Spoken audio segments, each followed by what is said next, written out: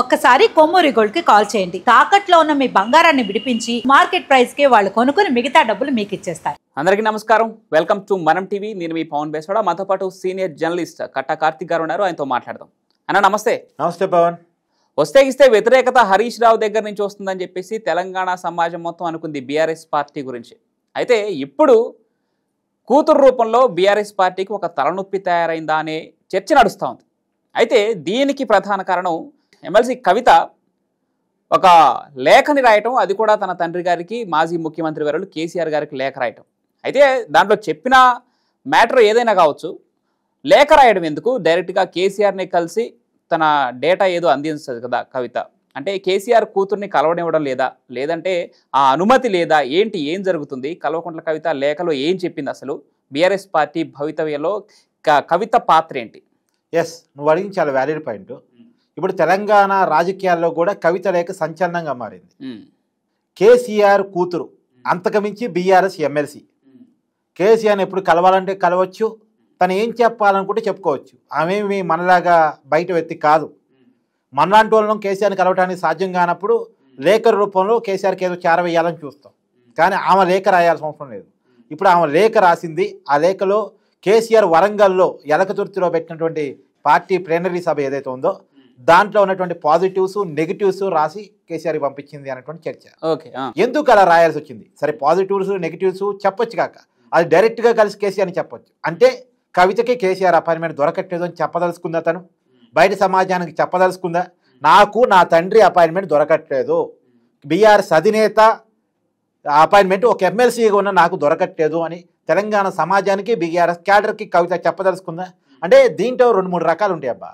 ఇప్పుడు కవిత రేపు కొత్త పార్టీ పెట్టాలనుకుందనుకో, ఎందుకు పెట్టబోతుంది అన్నది ప్రజలకి ముందు చెప్పగలగాలి. చెప్పాలంటే 2-3 సూచాయలు ఇవ్వాలి ముందు. ఇప్పుడు ఇది ఒక సూచాయ.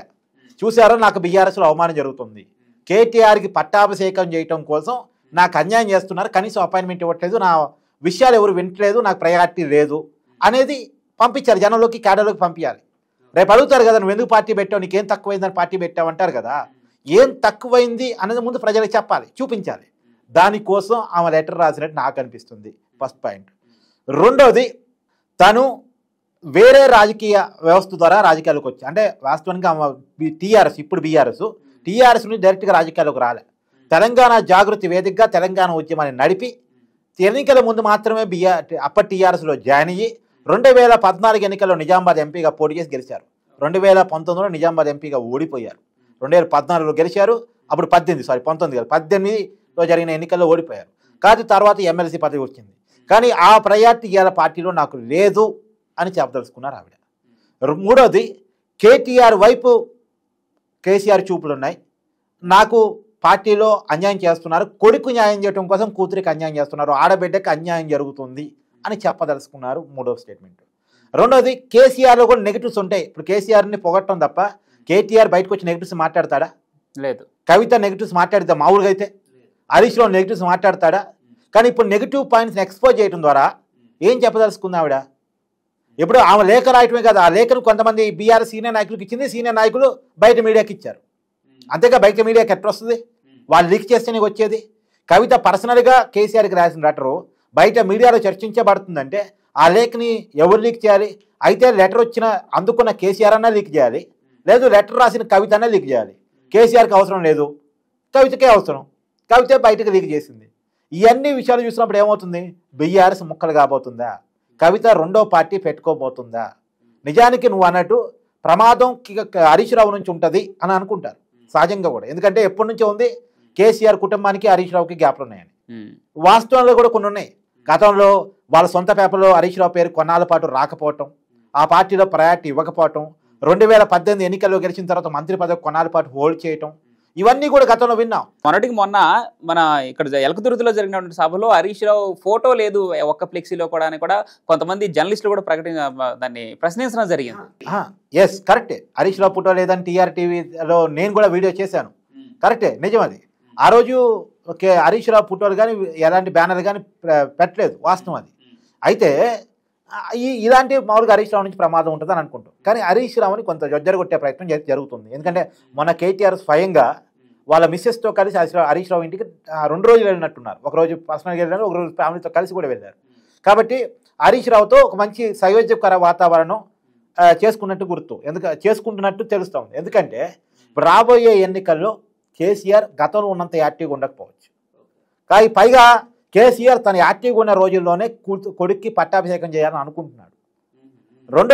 మూడోది కూడా ఇక్కడ వాస్తవంగా ఈసారి అధికారంలోకి వచ్చి ఉంటే కేటీఆర్ ముఖ్యమంత్రి అయి ఉండేవాళ్ళు. అధికారం రాలేదు వాళ్ళు కోరుకున్నట్టు. వాళ్ళు కోరుకున్న అధికారం కనుక వచ్చి ఉంటే కేటీఆర్ని ఆల్రెడీ ముఖ్యమంత్రి చేసి ఉండేవాళ్ళు. అయితే ఇప్పుడు కేటీఆర్కి ప్రమోషన్ ఇవ్వాలి. నెక్స్ట్ ఎన్నికల్లో బీఆర్ఎస్ గెలిస్తే కేటీఆర్దే బీఆర్ఎస్, కేటీఆర్ఏ ముఖ్యమంత్రి అనేది పోవాలి. అది పోవాలంటే పార్టీ ప్రెసిడెంట్ కేటీఆర్ చేతిలో పెట్టాలి. మరి పార్టీ ప్రెసిడెంట్ కేటీఆర్ చేతిలో పెడితే హరీష్ రావు నా పరిస్థితి ఏందని అడుగుతాడుగా. ఎందుకంటే కేటీఆర్ కంటే సీనియర్ నేను, ఎమ్మెల్యేగా సీనియర్ని, పార్టీలో సీనియర్ని. కేసీఆర్ తెలంగాణ ఉద్యమాన్ని ఎప్పుడు స్టార్ట్ చేశాడో అప్పటి నుంచి ఉన్నవాడిని అంటాడు కదా. మరి హరీష్ రావుకి ఏదో ఒకటి ఇవ్వాలి కాబట్టి ఎల్ఓపి, లీడర్ ఆఫ్ అపోజిషన్, ఏదైతే కేసీఆర్ పోస్ట్ ఉందో ఇప్పుడు అసెంబ్లీకి ఆయన రెగ్యులర్గా రావట్లేదు కాబట్టి ఆ పొజిషన్ హరీష్ రావు చేతిలో పెట్టాలి అనుకుంటున్నారు. పార్టీ అధ్యక్ష పదవి ఏమో కేటీఆర్ చేతిలో, ఎల్ఓపి ఏమో హరీష్ రావు చేతిలో పెట్టాలనుకుంటున్నారు. మరి ఈ విషయాలన్నీ మీడియా చర్చిస్తున్నప్పుడు కవిత దాకా రాకుండా ఉంటుంది కదా. ఆమె కూడా పెద్ద లీడర్ కదా, ఆ పార్టీలో రాజకీయ అనుభవం ఉన్న వ్యక్తే కదా. ఒక మాజీ ఎంపీ, ఇప్పుడు ఎమ్మెల్సీగా ఉన్నారు. కేసీఆర్ కూతురు, అంతకుముందు తెలంగాణ జాగృతి లీడర్గా ఉన్నారు. ఆమె కొంత రాజకీయ అవగాహన ఉంటుంది కదా. మరి హరీష్ రావుకో పదవి, కేటీఆర్కో పదవి అంటే నా పరిస్థితి ఏందని కవిత కూడా అడిగింది కదా. ఆస్తుల్లో వాటాలు ఉంటాయి చాలా. ఇవన్నీ కంప్లీట్ చేసుకోవడం కోసం తన ప్రయారిటీని పార్టీలో పెంచుకునేదానికి, తండ్రితో కూర్చొని బార్గెనింగ్ చేసుకోవడానికి, వీటన్నిటి మధ్య లేదు అంటే నేను కొత్త పార్టీ పెట్టబోతున్నాను అనేటువంటి సంకేతాలు కేసీఆర్కి పంపడానికి, అర్థమయ్యేలా చేయడానికి ఈ లెటర్ రాసినట్టు నాకు అనిపిస్తుంది. అసలు ఇక్కడ అంటే కేసీఆర్ ఫ్యామిలీ మెంబర్స్ అయినటువంటి కవితనే తన ఉనికి కాపాడుకోవడం కోసం ఈ విశ్వ ప్రయత్నాలు చేస్తూ ఉంటాయి. సామాన్య లీడర్ల పరిస్థితి ఏంటి బీఆర్ఎస్లో? అంటే ఇప్పుడు సామాన్య లీడర్లకి ఎక్కువ ఆశలు ఉండవు. పార్టీ అధికారంలోకి వస్తే మాకు పదవులు ఉంటాయని ఉంటుంది. కానీ పార్టీ అధికారం వచ్చినా రాకపోయినా నా ప్రయారిటీ ఏంది, రేపు అధికారంలోకి వస్తే నాకే పదవి చెప్తారు, కేటీఆర్కో పదవి చెప్తున్నారు, హరీష్ రావుకో పదవి చెప్తున్నారు, నా పరిస్థితి ఏంది, నాకు ఆస్తిలో వాటా సంగతి ఏంది, ఎందుకంటే అధికారులు ఉన్నప్పుడు సంపాదించుకున్న ఆస్తిలో నా వాటా పరిస్థితి ఏంది, పార్టీలో నా పొజిషన్ ఏంటి, నా స్థాయి ఏంటి.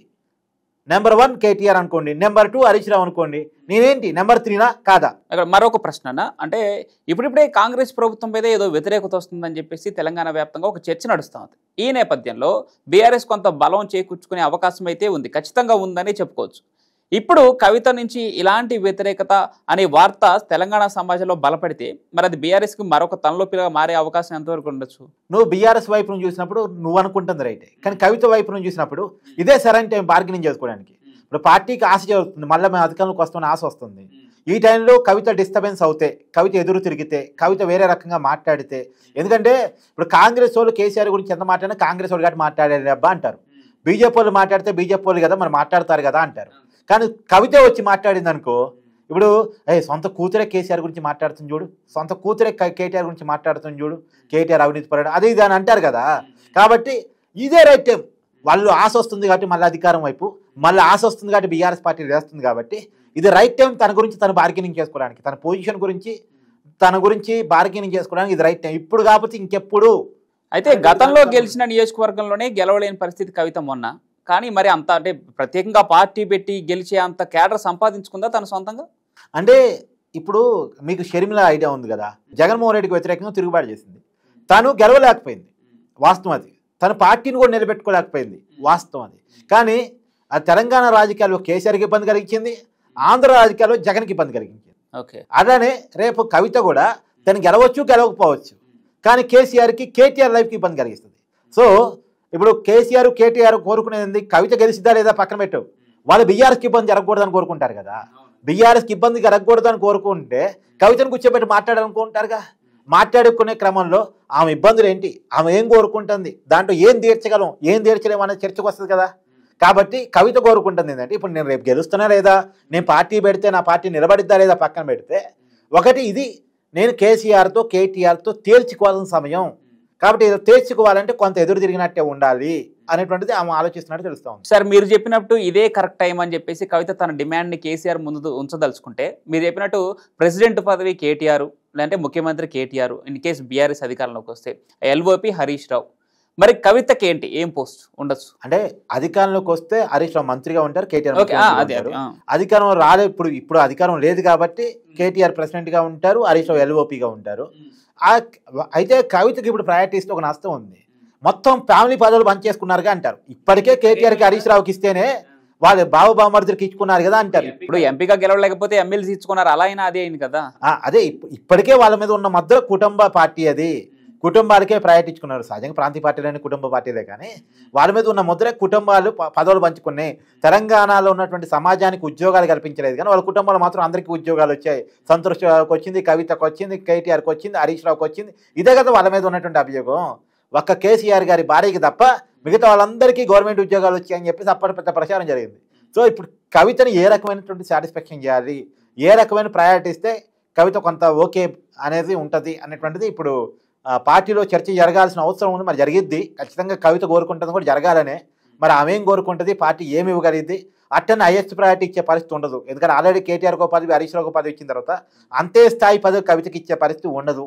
ఉంటే మళ్ళీ అది ఖచ్చితంగా ఇబ్బంది. ఇప్పుడు కేటీఆర్కి ప్రెసిడెంట్ ఇచ్చారనుకో, వర్కింగ్ ప్రెసిడెంట్ కవిత నాకు ఇవ్వాలని అడిగింది అనుకో, ఎగ్జాంపుల్ కేటీఆర్ ప్రెసిడెంట్ అయ్యి వర్కింగ్ ప్రెసిడెంట్ కవిత అయితే ఓ అన్న చెల్లెలు పదవులు పంచుకున్నారంటారు.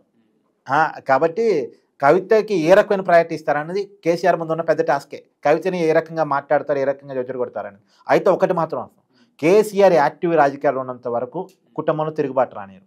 కాకపోతే కేసీఆర్ ఎప్పుడైతే కొంత ఇన్యాక్టివ్ అవుతారో అప్పుడు మళ్ళీ కుటుంబంలో ఇబ్బందులు వచ్చే అవకాశం ఉంటుంది. ఆ ఇబ్బందులు రాకుండా ముందుగానే జాగ్రత్తలు పాటించాలని కేసీఆర్ కూడా అనుకుంటున్నాడు. కాబట్టి ఇది తన గురించి తను బార్గెన్ చేసుకోవడానికి రైట్ టైం అని కవిత భావిస్తున్నాడని నాకు అర్థమవుతుంది. రైట్ అన్న, థ్యాంక్ యూ.